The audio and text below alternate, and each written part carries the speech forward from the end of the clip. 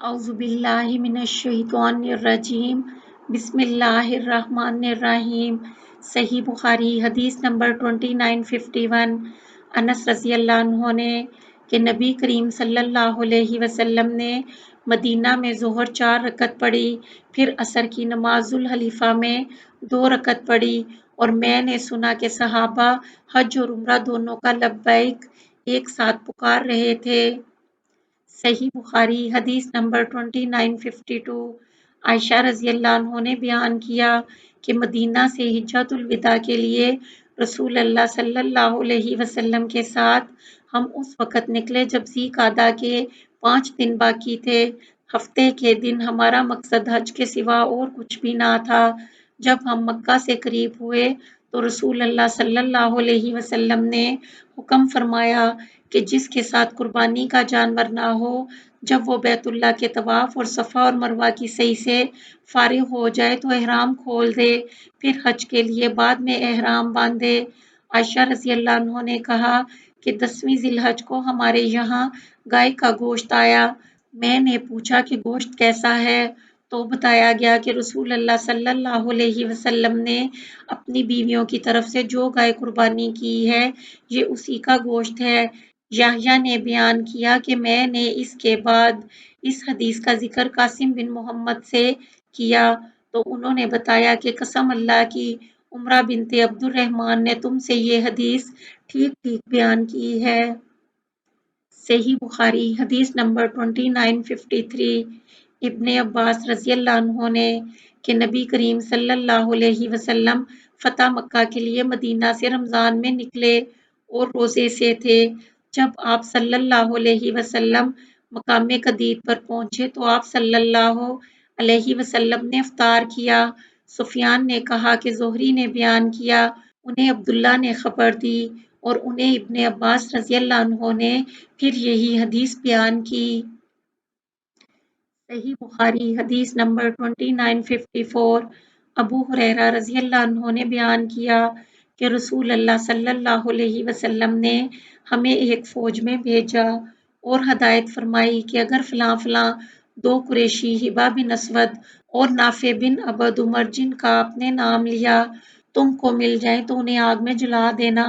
ابو ہریرہ رضی اللہ عنہ نے کہا کہ جب ہم آپ صلی اللہ علیہ وسلم کی خدمت میں آپ صلی اللہ علیہ وسلم سے رخصت ہونے کی اجازت کے لیے حاضر ہوئے، اس وقت آپ صلی اللہ علیہ وسلم نے فرمایا کہ میں نے تمہیں پہلے ہدایت کی تھی کہ فلاں فلاں قریشی اگر تمہیں مل جائیں تو انہیں آگ میں جلا دینا، لیکن یہ حقیقت ہے کہ آگ کی سزا دینا اللہ تعالیٰ کے سوا کسی کے لیے سزاوار نہیں ہے، اس لیے اگر وہ تمہیں مل جائیں تو انہیں قتل کر دینا، آگ میں نہ جلانا۔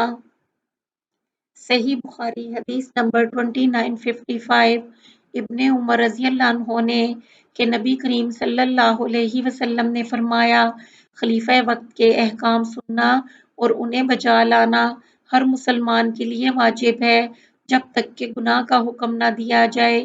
اگر گناہ کا حکم دیا جائے تو پھر نہ اسے سننا چاہیے اور نہ اس پر عمل کرنا چاہیے۔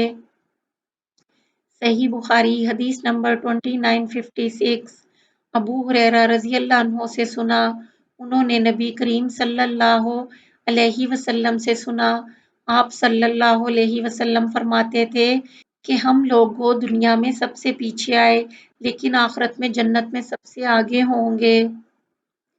صحیح بخاری حدیث نمبر 2957 اور اسی سند کے ساتھ روایت ہے کہ جس نے میری اطاعت کی اس نے اللہ کی اطاعت کی، اور جس نے میری نافرمانی کی اس نے اللہ کی نافرمانی کی، اور جس نے امیر کی اطاعت کی اس نے میری اطاعت کی، اور جس نے امیر کی نافرمانی کی اس نے میری نافرمانی کی۔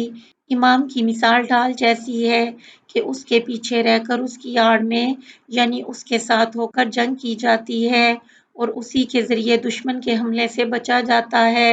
بس اگر امام تمہیں اللہ سے ڈرتے رہنے کا حکم دے اور انصاف کرے اس کا ثواب اسے ملے گا، لیکن اگر بے انصافی کرے گا تو اس کا وبال اس پر ہوگا۔ صحیح بخاری حدیث نمبر 2958 عبداللہ بن عمر رضی اللہ عنہ نے کہ صلح حدیبیہ کے بعد جب ہم دوسرے سال پھر آئے تو ہم میں سے جنہوں نے صلح حدیبیہ کے موقع پر آپ صلی اللہ علیہ وسلم سے بیعت کی تھی، دو شخص بھی اس درخت کی نشاندہی پر متفق نہیں ہو سکے جس کے نیچے ہم نے رسول اللہ صلی اللہ علیہ وسلم سے بیعت کی تھی، اور یہ صرف اللہ کی رحمت تھی۔ جویریہ نے کہا، میں نے نافع سے پوچھا، آپ صلی اللہ علیہ وسلم نے صحابہ سے کس بات پر بیعت کی تھی؟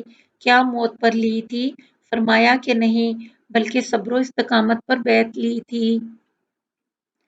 صحیح بخاری حدیث نمبر 2959۔